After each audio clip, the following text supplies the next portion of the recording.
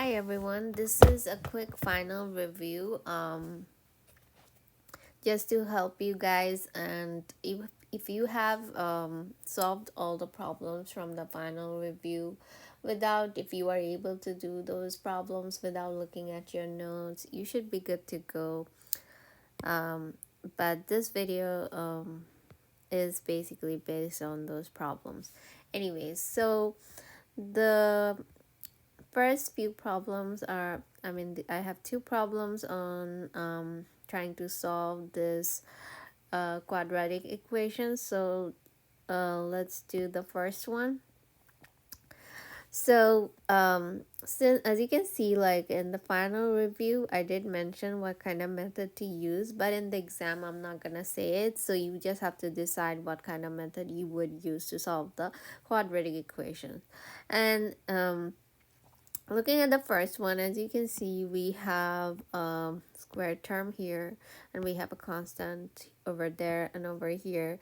First thing I would do is just divide the equation by 2, because that's gonna make things a lot easier. Now, if I divide by 2, these two get cancelled, and I have only 2 on the right side. And now, as you can see, we have this form that kind of looks like something squared equals to something, right? And this something is a constant. Let's say it's k. Then what we can do is we can simply take the square root on both sides, which would help us get rid of the square on the left side. Okay, and then of course, since we are taking square root on the right side, we have to add a plus minus over there. Okay, now as you can see, the square got cancelled, and I have a x minus 1 on the left and plus minus square root of 2 on the right. And as you can see, now it's just a simple equation that we have to solve. So we are trying to solve it for x, so we are going to try to make the x all by itself. So if I add plus 1 to both sides, it's gonna be x equals to, so this one would cancel, 1 plus minus square root of 2. So as you can see, we end up getting 2 values for x. So that's normal. If it's a quadratic equation, we may have one or two solutions, right? And we are done. Okay, so basically what we did is, if we have this kind of form where our left hand side is whole squared and on the right hand side we have a constant, we can just take square roots on both sides, and don't forget to add plus minus over there, and then get rid of the squares, right? But only if my left hand side is whole squared. Okay, I shouldn't have canceled that too. Okay, now moving on to the next question. Even though as you can see, there is a square over here, this is not whole squared. And also we don't have a constant on the right side. We do have an x over there. Okay, so definitely we cannot take a square root for this case. Okay, so be very careful. So what can we do?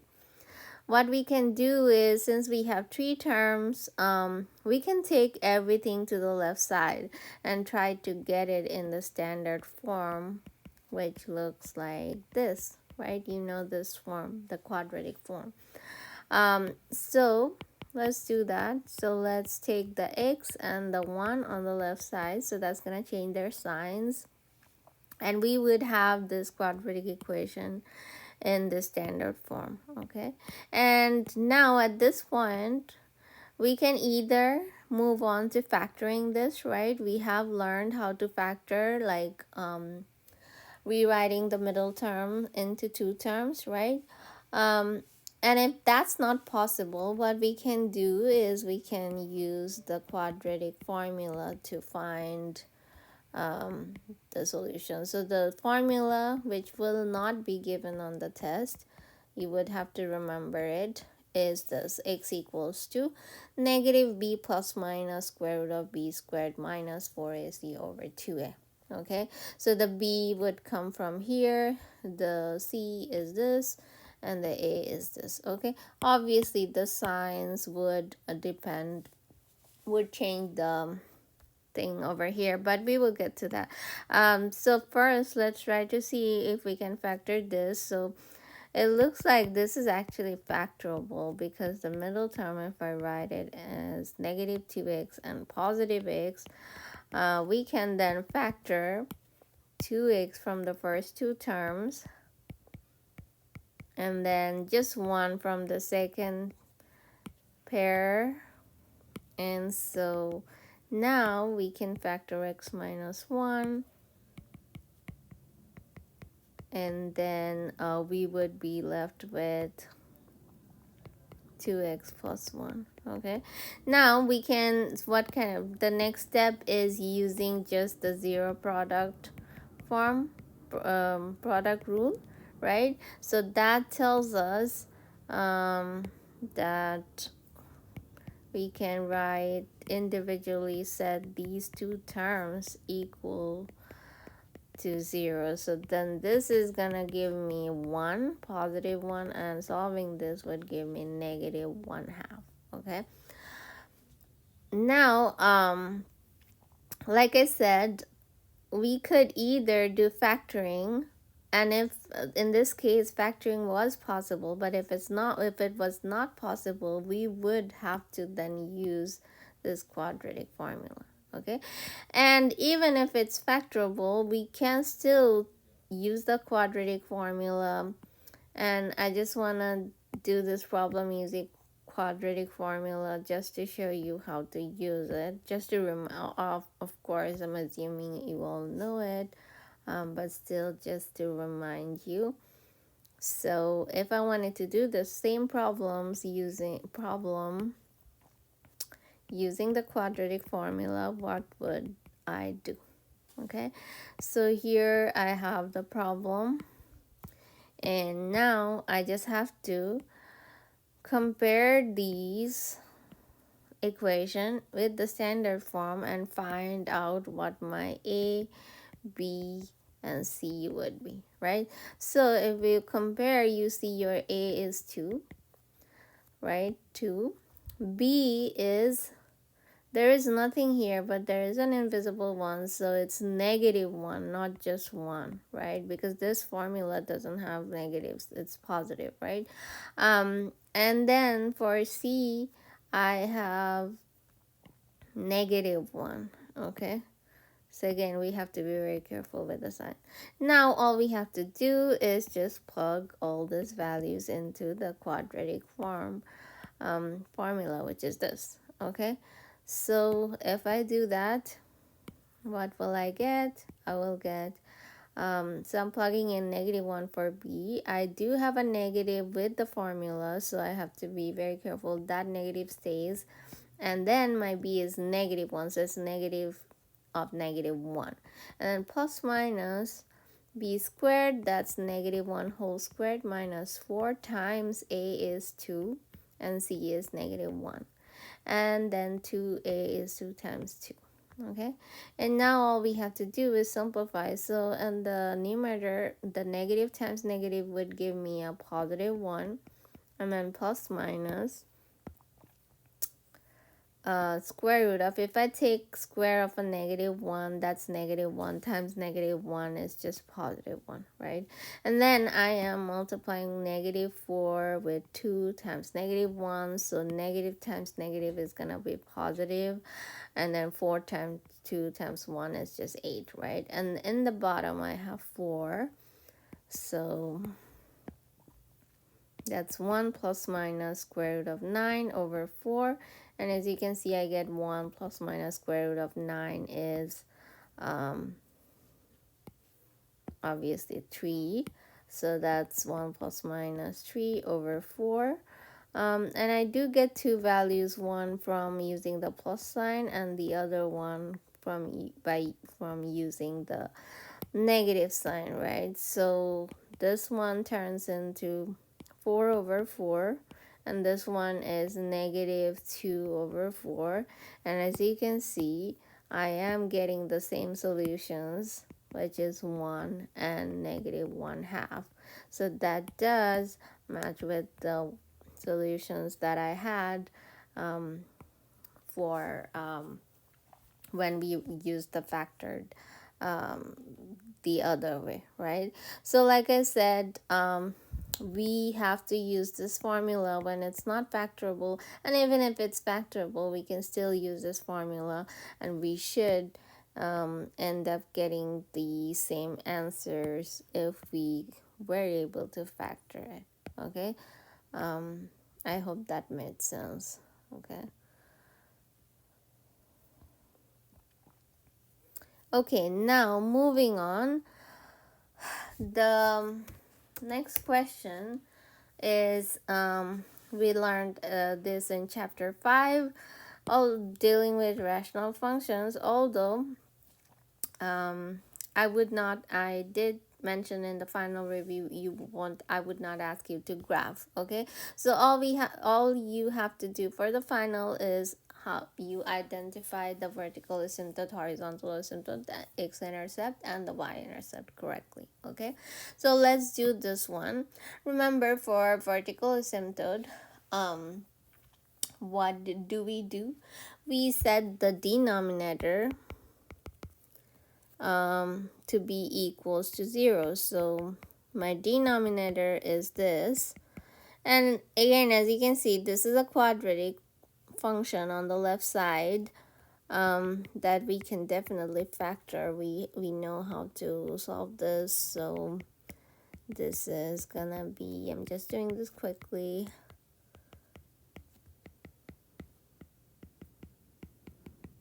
Which would give me x plus 4 times x plus 2 equals to 0. So as you can see, for this problem, I didn't give you the factored form, right,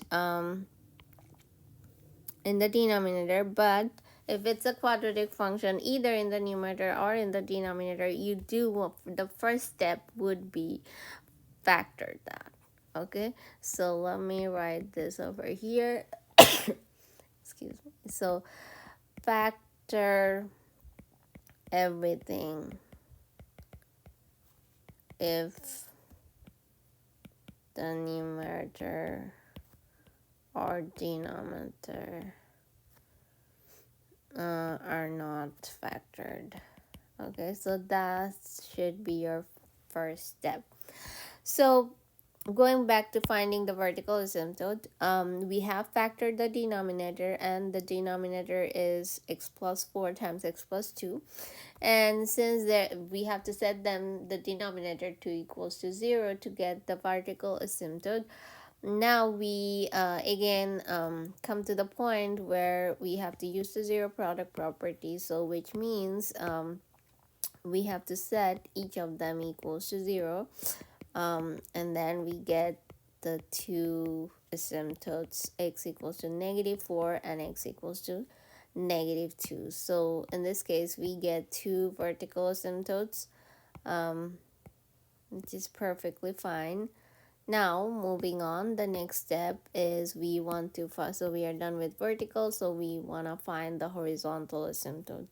And to find the horizontal asymptote, we just need to check we just need to compare the degrees. Okay, so remember, so if I call the degree of the numerator as n and the degree of the denominator as d, the rule is if your n is less than d, then the horizontal asymptote is supposed to be y equals to 0. Okay, if my n is greater than d, so the degree of the numerator is greater than degree of the denominator, then my horizontal asymptote is gonna be there, it wouldn't exist. So sorry, I would say none. Okay, and if the degrees are the same, then what we have to do is we have to divide the leading coefficients. Okay, I don't know if you remember this, but you have to divide the leading coefficients. Okay, what I mean by that is if you had something like ax squared plus x plus whatever, and then bx squared plus whatever, the leading coefficient, the leading term, if it's these terms, then the coefficients are a and b, and all we have to do is just divide a by b, and then that's gonna be my, you know, um, horizontal asymptote. But for this problem, if you look at this problem and the degree of the numerator and the degree of the denominator, clearly the degree of the numerator is 1, right? There's an invisible 1, and the degree of the denominator is 2 in this case, okay? So my n is definitely less than d. The degree of the numerator is less than the degree of the denominator. So in this case, my horizontal asymptote is y equals to 0, okay? So let me just box that. And obviously these two cases don't work for this problem, okay?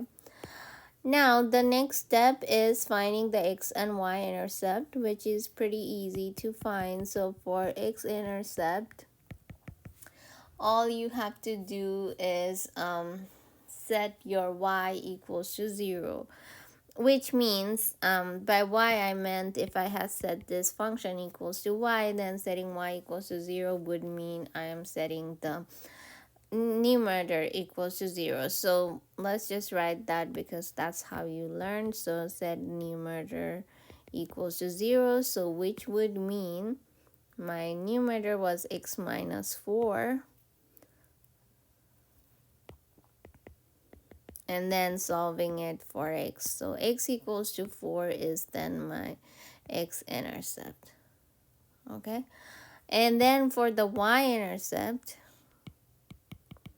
I just have to set x equals to 0 in the function. So if I set x equals to 0, my original function is y equals to x minus 4, so y equals to 0 minus 4, and then x squared, so 0 squared plus 6 times 0 is just 0 plus 8. So that should give me negative 4 over 8 equals to negative 1/2. So my y equals to negative 1/2 is then my y-intercept, okay? And then we are done, okay? So again, just to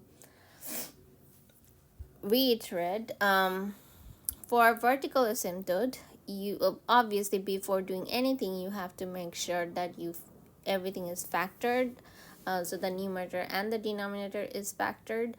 They're factored individually. So in this case, for this problem, the denominator is not completely factored, okay? So maybe I should mention completely, okay? Factored completely. So it's not factored, so I had to factor the denominator, and I got this factored form. And then to get the vertical asymptote, what we have to do is set the denom equals to 0, which is what I did over here, and I got x equals to negative 4 and x equals to negative 2, okay? For the horizontal asymptote, we just have to compare the degree of the numerator and the denominator. And so we might have 3 cases where the degree of the numerator is less than the degree of the denominator. That's when you get y equals to 0 as your horizontal asymptote. But if the degree of the numerator is greater than the degree of the denominator, there won't be any horizontal asymptote. And then if they're equal, then we have to divide the leading coefficient. But for this problem, the case is the degree of the numerator is less than the degree of the denominator. So we got our horizontal asymptote as y equals to 0. And moving on, for the x and y intercept, for the x-intercept, we have to set the numerator equals to 0, which is x minus 4 was my numerator. If I set that to 0, I get x equals to 4. That's what my x-intercept. And my y-intercept is if I set x equals to 0 into the function, and then get the value for y. So if I said 0 for x, I get negative 1/2, and so that's my y-intercept for this function. Okay, I hope that made sense. So we did this all previously in chapter 5, right? Now moving on there, I want to solve this inequality. And I did see like several of you struggled with inequality, solving inequality, but there will be a problem on inequality for sure. Okay, so how do we solve this inequality? First thing is we remember we want to have everything on the left side for the inequality and just have 0 on the right side. So for this problem, it's perfectly in shape. So we do have a 0 on the right side, but then the next step is so let me write down the steps. So make right hand side 0. Okay, and then next step is factor left hand side completely. Okay, so we know, so as you can see, if I look at the left hand side, which is x cubed plus 16x, it is factorable. Okay, because we can factor x out from this, so and we are gonna get x squared plus 16. Actually, I have to change this problem. I'm sorry. Let me write it like this. Okay. Otherwise, I would end up like getting imaginary numbers. Okay, we don't want that. Okay, that was a typo. So now I still can factor x out, and that's gonna leave me with x squared minus 16, right? And then as you can see, we can remember the next step is rewriting inequality as an equation and solve to find zeros. Okay, so let's do that. Rewrite, or let's just write the steps. Find zeros. Okay, to find zeros, we have to rewrite this inequality as an equation. Okay, and then as you can see, it's two terms, their product is 0, so we in this case we can again use the zero product property. So as you can see, we the zero product property comes up a lot when trying to solve, dealing with quadratic equation or inequalities. Anyways, so that means we would set each term equals to 0 and solve it for x. So from this, one of the zeros, as you can see, is just 0, right? We find the value of x to be 0, and sometimes we forget to find we forget about this 0. I mean, we do need to write this x equals to 0 because these are two terms that are multiplied and their product is equals to 0, so individually they're gonna be equal to 0.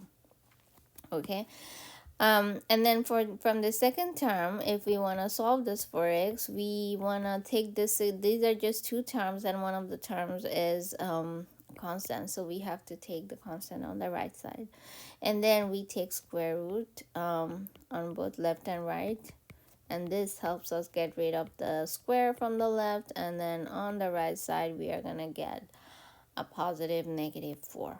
Okay, so we end up getting two solutions from this. For -4, two zeros from this, and then 1 0 from there, so 3 zeros. Okay,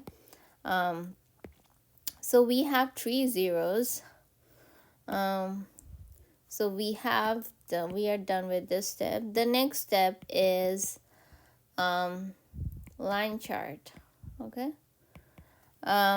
so let me draw a number line, and on the number line the numbers that we want to put down are these zeros, so 0, 4, and -4. And on the number line, of course, um, the smallest number is going to be on the leftmost side, and then 0, and then 4. Okay, from it's in ascending order. And obviously on the rightmost and leftmost we have infinities. Okay, now remember the next step is try to find which interval would give me which interval would satisfy the inequality. So remember the original inequality was this, right? The factored form. So let me write it down over here again. So x times x squared minus 16 less than equals to 0. Okay. So now if I pick random numbers from each of this interval, we have to see which interval would work for this inequality. So if I had picked -5 from this interval and plugged in -5 over here, I would get -5 squared minus 16. That's positive 25 minus 16. So obviously this is going to be a positive times a negative number. So that would end up giving me a negative number. Okay. Then from the second interval, if I pick -1 and plug in -1, and as you can see, it's gonna be 1 minus 16, so a negative times a negative number, so this is gonna be positive. Okay, and then we just keep moving on like that. So if I pick a number from 0 to 4, let's pick 1, and if I plug in 1 and here I am going to get that's a positive 1, and then over here I should get a negative, so positive times negative is going to give me a negative. And then plugging in something from the last interval, I should use this. Oops, actually I don't need to because we are not doing rational. Okay, forget about it.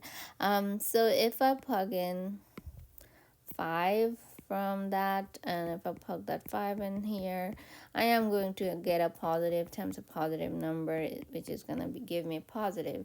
But out of all of this, out of these 4 intervals, it looks like the ones that are going to work is this one, this interval from -infinity to -4, and then 0 to 4. Why? Because the inequality tells us this left hand side has to be less than equals to 0.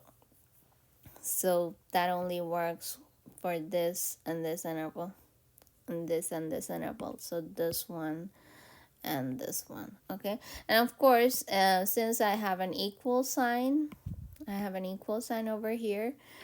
So that means these points, the endpoints, they are obviously, these points are included, the zeros are included, they're part of the solution set. Okay, so how would I write this in interval form, because that's gonna be my final answer. So the first interval, which is from -infinity to -4, remember for infinity we always use an open bracket, and for -4 I am going to use a closed bracket because it's just as I said, this -4 is included, right? And then the second interval that worked is from 0 to 4, and for both 0 and 4 we have to use the closed bracket because these numbers, because of the equal sign, and so that means 0 and 4, they're included, right? And together, how do we write this? We just put an union sign, right? And so my final answer is going to be these two intervals, writing in this interval notation, and then U just means and. Okay, I hope that's clear. Like I said, there will be a problem on solving inequality. Okay, next, so I'm trying to find the inverse of this function. And on the test, there are multiple problems like this on the final review. and all of them are actually 1 to 1, so all of them would have inverse. I'm not gonna give you a problem which wouldn't have an inverse. Okay. um so let's do that. The steps, remember, the steps are, the first step is we just set this function equals to y, so that's the first step. And then the next step is we switch x and y, the variables. Okay, so if I switch the variables, then y becomes x and x becomes y. And then the next step is solve for y. Okay, so if I do that, that means I have to um, multiply the left side by 1 plus y and the right side with the same thing. And the reason why I multiplied with 1 plus y is to get rid of this 1 plus y, right? And then let's just FOIL this. This is gonna become x plus xy equals to y, and then this will be xy. I want to keep all the y terms together, so if I take this y on the left, it's gonna become negative y, and if I take this x on the right, it's gonna become negative x. Okay. All right, then if I factor y out, it's gonna be x minus 1 equals to negative x.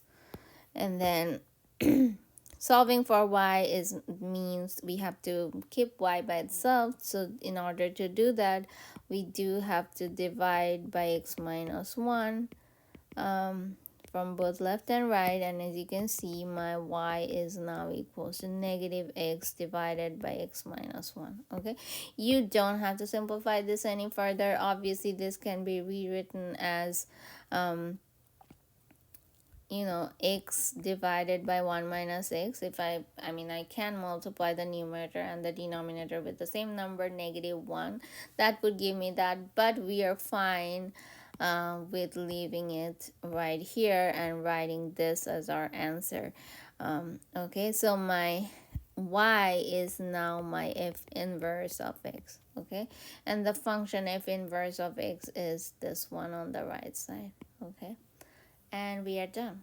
So remember, the steps to finding the inverse is, first of all, write the function equals to y, and then switch the variables x and y, and then just solve for y. So solving for y would mean you want the y by itself. So in order to do that, obviously you have to use all the algebra and get to that point where you have y by itself. Okay, and then whatever you have in terms of x is gonna be your f inverse of x. Okay. Now I have just few more. So the rest of these, okay, not all of them are trig. But let's just do the quick trig ones quickly. So we want to find the exact values of these two trig functions. So obviously you have to remember the unit circle, and it's not gonna be given on the test for sure. But if you remember the unit circle, all this becomes super easy. So I'm trying to find cosine of 7 pi over 3, which, as you can see, is not on the unit circle. But what we can do is you can quickly see 7 pi over 3 is greater than 2 pi. So we can definitely find the coterminal angle of 7 pi over 3. So in order to do that, we can either subtract or add 2 pi. In this case, subtracting would be the right choice because this angle is greater than 2 pi. So then this would give me 7 pi over 3. So that's, if I want to subtract 2 pi from it, I do have to multiply by 3. So 6 pi divided by 3. So 7 pi minus 6 pi is going to give me pi over 3. So obviously we can write this as 7 pi as pi over 3 because that's the coterminal angle. So cosine pi over 3 on the unit circle, it's over here. and the x coordinate is my cosine value, so my answer is simply gonna be 1/2 for this. Okay, very easy. And remember, for maybe I should mention this, the x coordinate on the unit circle gives you the cosine of that angle, the value of the cosine of an angle, and the y coordinate would give you the value of the sine of that angle. Okay, and then for tangent, remember, tangent is sine over cosine. So if you know the sine and the cosine of that angle from the unit circle, you can easily find tangent, right? It's gonna be the y coordinate divided by the x coordinate. Okay, so for this next problem, we have to use that. So tangent of negative 11 pi over 6. Again, let's just turn this angle into a node, into one that's on the unit circle, so we can in this case add 2 pi to get the coterminal angle. So it's gonna give me so if I multiply with 12 pi over 6, so it's gonna give me just pi over 6, right? Negative 11 pi plus positive 12 pi, that's pi, just pi, positive pi over 6. Okay, so basically what we are trying to find is the value of tangent of pi over 6, which also means that this is sine pi over 6 divided by cosine pi over 6, because obviously we don't see the value directly from the unit circle for tangent. So sine pi over 6 is so pi over 6 is right here. Sine pi over 6 is 1/2, and cosine pi over 6 is square root of 3 over 2. So all we have to do is divide these two fractions, and then obviously we would end up getting just 1 over square root of 3. Okay, so for tangent, you don't get the values directly from the unit circle. You do have to divide the y coordinate with the x coordinate. Okay, okay, let me copy that unit circle because I would need that for these problems. But like I said before, I mean, this won't be given on the test, so you would have to memorize it, the unit circle.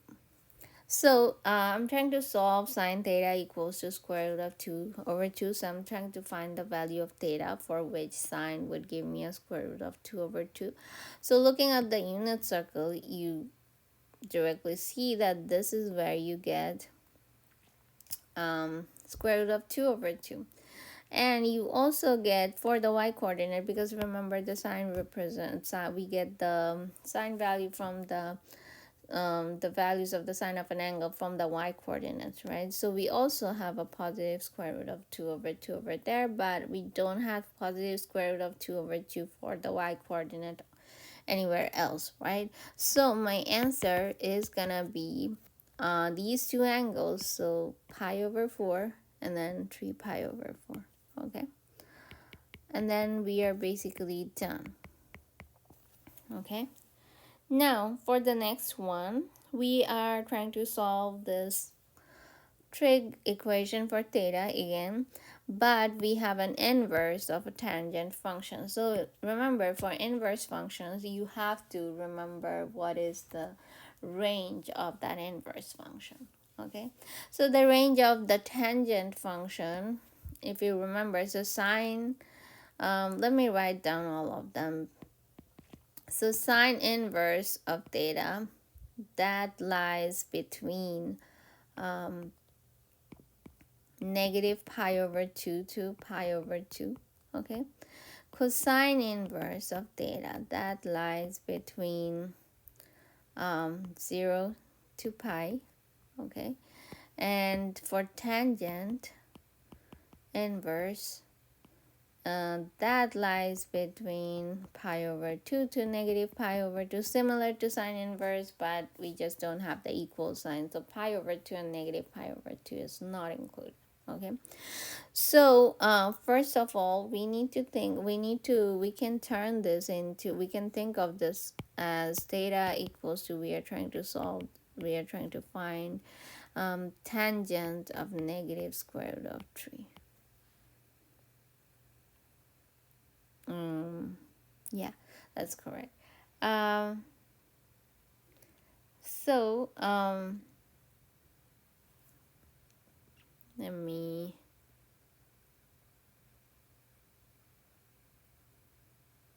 did I write this correctly? Okay, no, I think I did a type.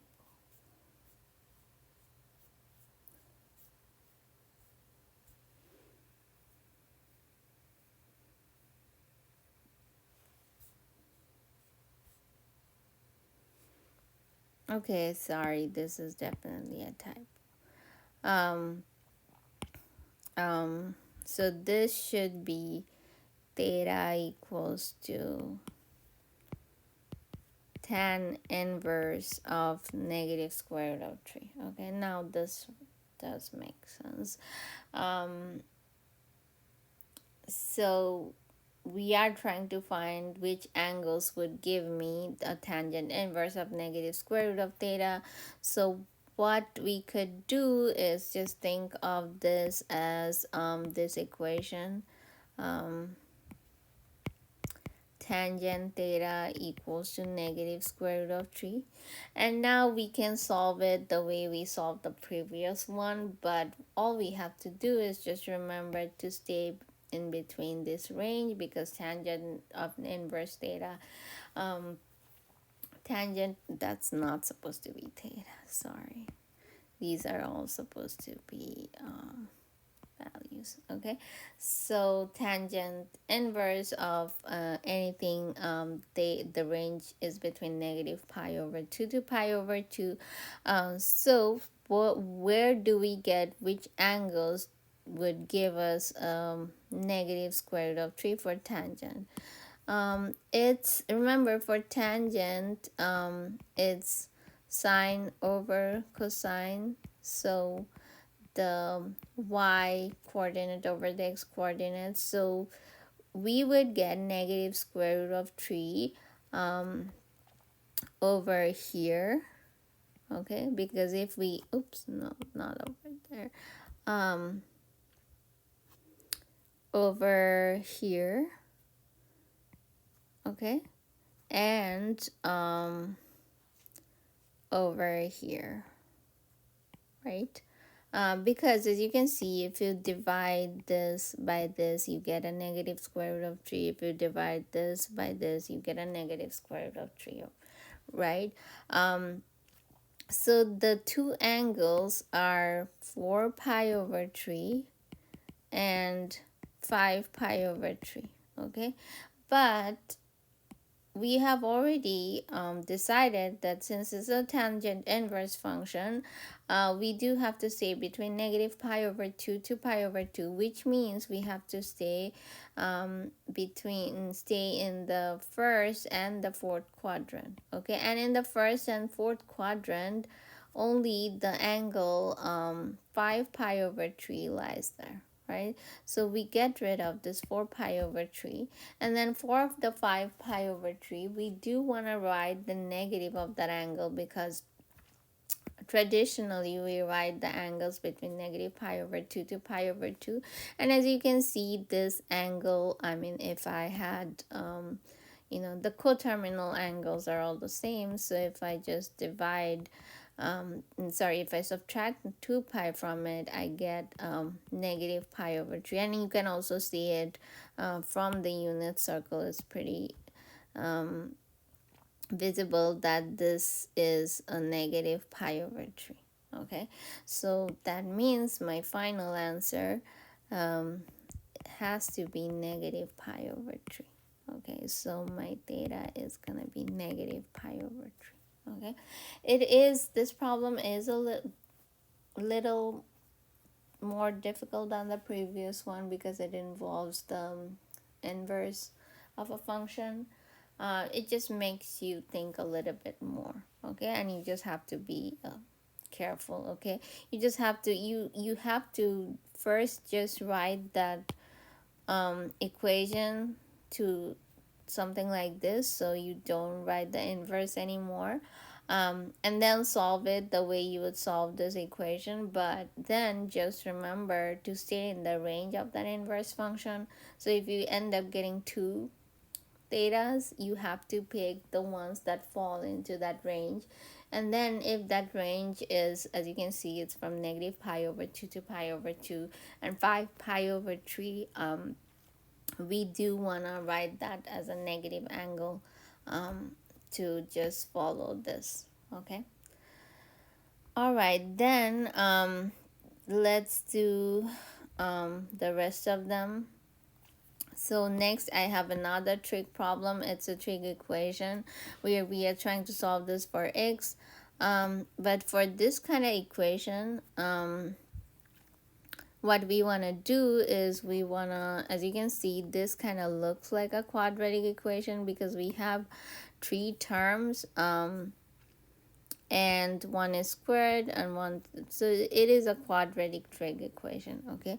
So for this kind of problem, this is picked, I think I picked this one from the final review, so you might have already solved this, but we want to set the trig function equals to a different variable. So let's just set it to z, okay?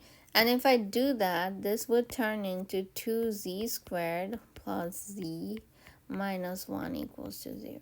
So what I did is I just set the quadratic function equals to z, okay? And then we know how to solve this quadratic equation. This is factorable, so let's go ahead and do that. So as you can see, the quadratic equation, quadratic function, they come up a lot everywhere, so please make sure that you know how to solve a quadratic equation, okay? Like factoring them and then using the zero product property and stuff. So now you see again we have two terms that are multiplied, so we set each of them equals to 0. So z plus 1,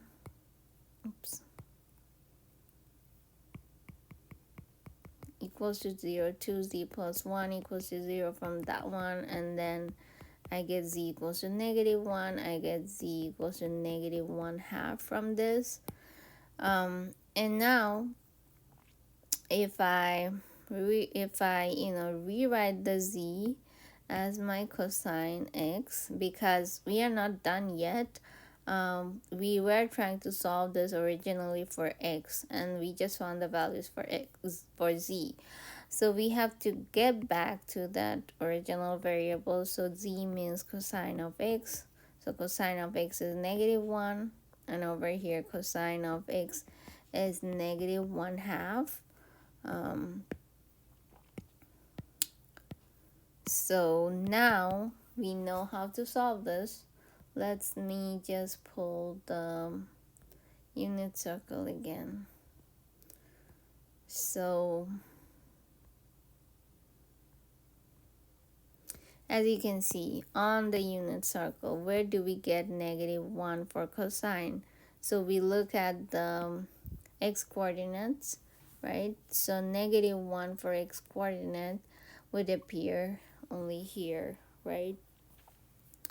So my x is supposed to be this pi, because cosine of pi only gives me negative 1. So that's the answer for this is pi. And we are going to get other values from this. So cosine x equals to negative 1/2. We get negative 1/2 on the x coordinates over here and over here, okay?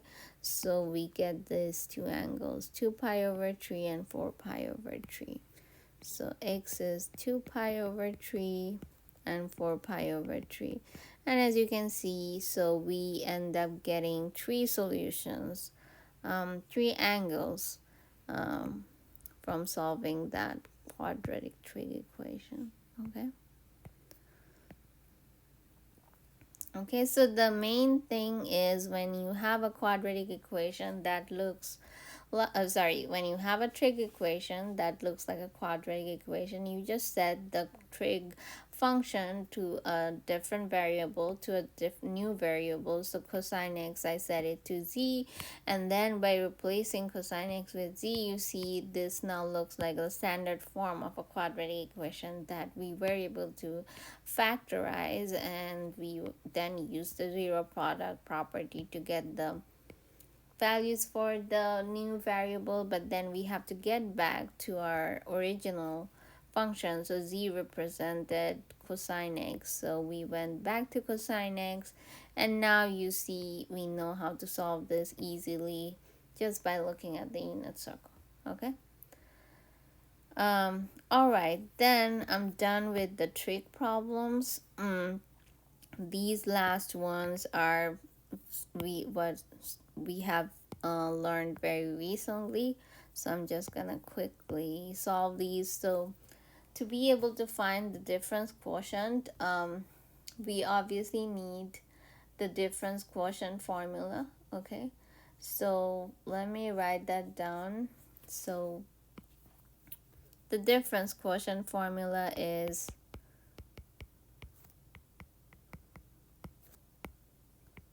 right?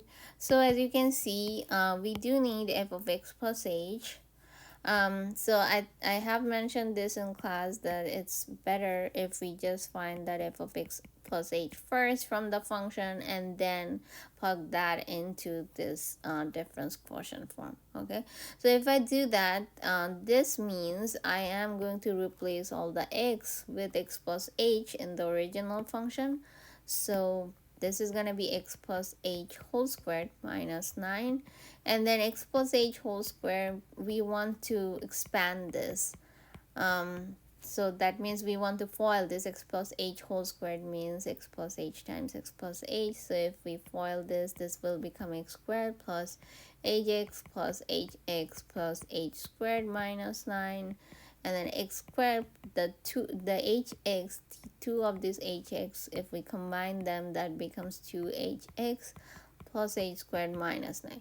Now we can just plug that into this difference quotient. So if I plug in x squared plus 2hx plus h squared for f of x plus h, and then for f of x, we just use what we had for the original function. So we would be writing x squared minus 9. But remember, since we have a negative sign here, we do want to use the parentheses to make sure that we are not making any mistake with the signs. Okay, so in the numerator, if I now take out the parentheses because we want to simplify as much as possible, you do see that the signs would flip because we have a negative sign outside the parentheses. And then you see that these 9s, they get canceled, this x squared, they get canceled, and all we are left with 2hx plus h squared divided by h. Is there anything we can do here? Yes, of course. In the numerator, we can factor h out. So that's gonna leave me with 2x plus h, and then the h from the denominator gets cancelled with the one with the numerator, and we end up getting 2x plus h. Okay, which is our final simplified form of the difference quotient for that function.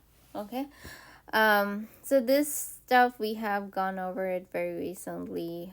I hope I mean, you just have to be very careful with the algebra, and you obviously have to remember the difference quotient formula. Okay, because if you don't know this, then you cannot even, yeah, that's the main step. And of course, like, you have to find the f of x plus h, and it's less tedious if you just find the f of x plus h separately and then plug that back into the form.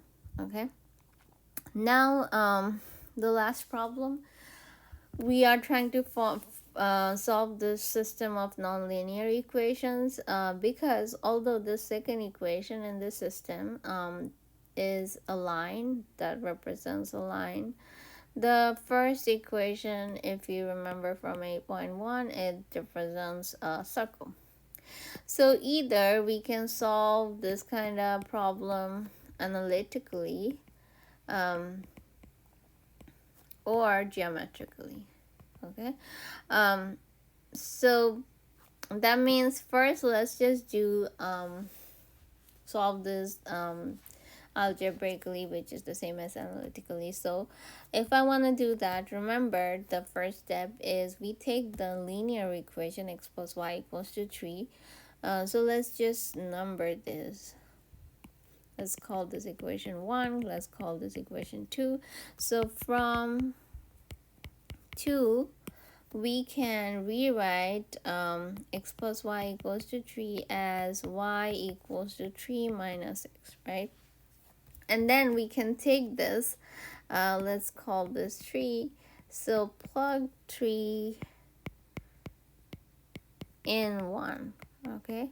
And then the 1 would become a function of one variable, because now I'm plugging 3 minus x for y, which now makes it an equation of one variable. And obviously, because I have 3 minus x whole squared, I do want to expand this. So 3 minus x whole squared means 2 of the 3 minus x there multiplied. And now if I FOIL this becomes 3 times 3 is 9 minus 3x minus 3x minus x times minus x gives us a positive x squared. Okay, and then this is x squared plus 9, combining these two 3x gives me negative 6x plus x squared. Oops, I didn't combine the x squared. If I also combine this x squared, I do end up getting 2x squared, so I don't have to rewrite this. And let's also take this 5 to the left side, so it's negative 5. And then we also can combine this positive 9 and negative 5, which would give me a positive 4. Okay, I forgot the squared. Again, you see it's a quadratic equation that we are trying to solve. So let's just try to see if we can factor. Even before factoring, you can see I can also divide this whole thing by 2. That's gonna make this equation a lot simpler. So it's gonna be x squared minus 3x plus 2. Now let's try to factor this. So it's gonna be x squared minus 2x minus x plus 2 equals to 0. And it's gonna be x times x minus 2 minus 1 times x minus 2. And so I know some of you do this factoring differently. You can do it however you want. Just make sure that it's right. Okay, so we would end up getting 2 values for x, because this is a zero product form. So we do get x equals to positive 2 and x equals to 1 from there. Okay, but we are not done yet. Remember, we are trying to solve these two equations, meaning we have to solve it for both x and y. So for y, remember from 3, y is just equals to 3 minus x, right? So we can just use the equation 3, where it tells us y is supposed to be 3 minus x, right? That's that, yes. So since y equals to 3 minus x, x minus plugging 2 for x would give me a positive 1. And for this case, if I plug in 1 for x, that's gonna give me a 2, right? 3 minus 1 is 2. So so the first set of solutions is 2, 1. So write it as a coordinate, xy coordinate, and the second set of solution is 1, 2. So we do get 2 solution sets. So both of these are our answers. Okay, so this was solving analytically, right? But if I wanted to solve this geometrically, which is also possible, then you of course need to know how to draw these equations, draw these functions, right? So let me just try to attempt doing that. So this is an equation of a circle, right? With center 0 0, it's centered at the origin, and radius square root of 5 actually. Okay, because the form is x minus x minus h whole squared plus y minus k whole squared equals to r squared. Since my r is squared, so the radius is gonna be whatever we have on the right side, the square root of that. Okay, and then once you have the circle on the graph, so let's say the circle is like that, then you would have to draw the second function, which is x plus y equals to 3, and it's obviously a line that would cross the x and y at 3 3. So somewhere here, and then it's gonna go like this, and you would have to then find out what are these, where do they intersect. Okay, so if you are able to draw, I don't have a grade here, but of course I'm gonna provide you with the grade on the test. And if you are able to draw the circle and the line on the grade perfectly, then you would be able to find the points geometrically. Okay, but I guess I mean, if I don't mention whether you need to solve it using algebra or geometry, then you are fine to use whatever. And I think the easier thing to do would be just doing solving it the way I did this, not geometrically, right? But if I mention that you have to solve this geometrically, then obviously you have to draw and try to find the points. And in that case, I would make sure the graph is easy to draw, and then it's easy to find the points where they intersect. Okay, but like I said, if I don't mention anything, it's easier to just solve the equation analytically. And if I say analytically, then you don't even have to think about the geometry, right? But anyways, moving on, I don't have any problems. It's just I wanted to talk a little bit about log expansion and properties, just to remind you. So if we have something like this for log, remember, for log we can rewrite. If it's a fraction, we can rewrite if I have multiple terms in the argument of the log. So I have these 4 terms, and they are in the numerator and in the denominator. So the numerators, we can write them as something like this. Okay, so adding these and having log terms with them. And then for the denominator, we have to have negative signs. So for the denominator, it's going to be negative log c raised to the power of p minus log d raised to the power of q. So as you can see, I have these from the denominator, and I just have negative signs.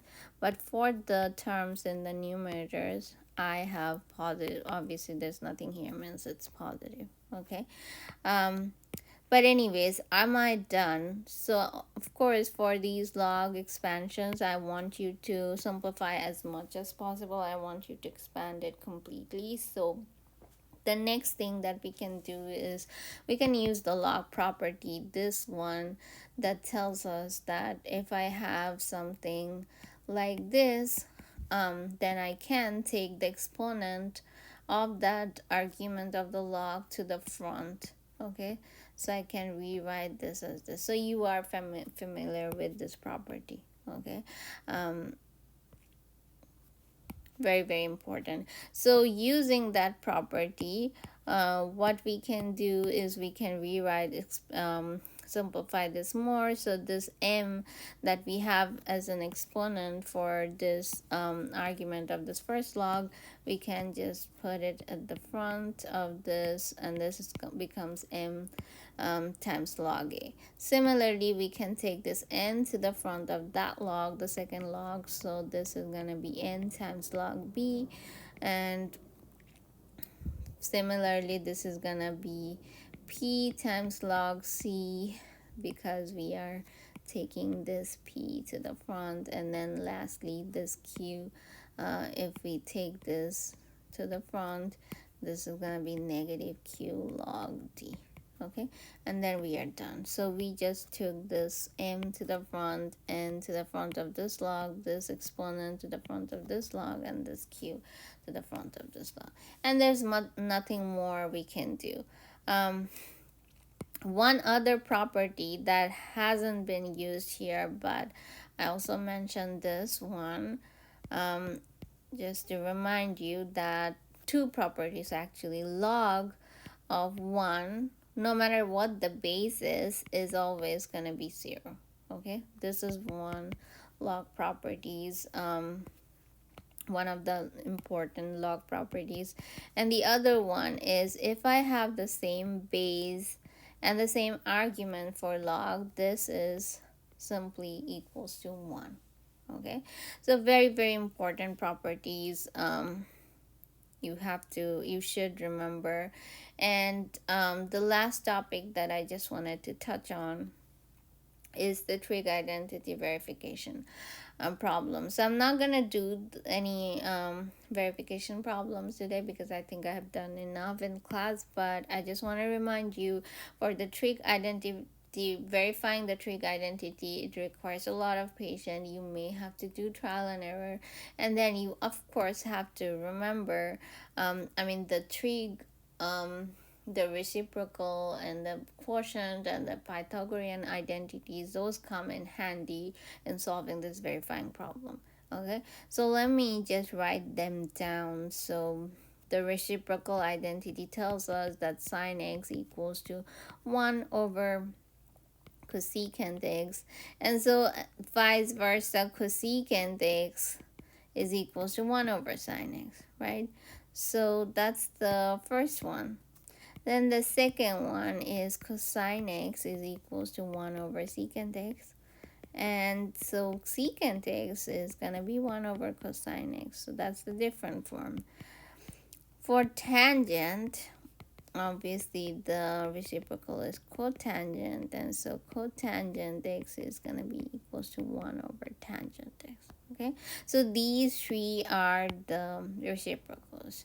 And now we have two more quotient that also sometimes comes in handy, in case you want to write everything in terms of sine and cosine, which is tangent is equals to sine over cosine, and then cotangent is equals to cosine over sine x. Okay, and lastly, the three Pythagorean identities. So the first one, the very, very important one, is sine squared x plus cosine squared x equals to 1. And then the different forms of these would be sine squared x equals to 1 minus cosine squared x.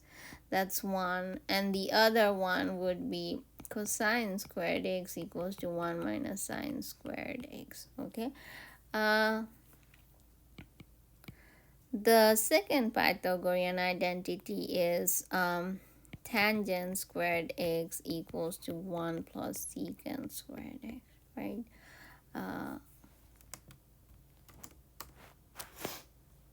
So then this would be tangent squared x minus secant squared x equals to 1. That's one form. And then the other form is tangent squared x minus 1 equals to secant squared x. Okay. Okay, then the last one is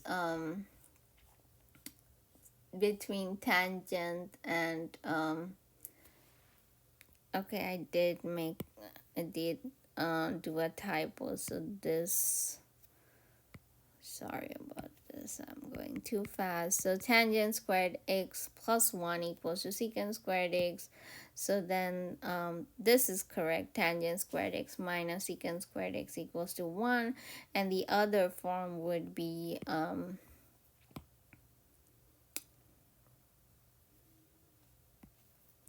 secant squared, sorry, just tangent squared x equals to secant squared x minus 1, right?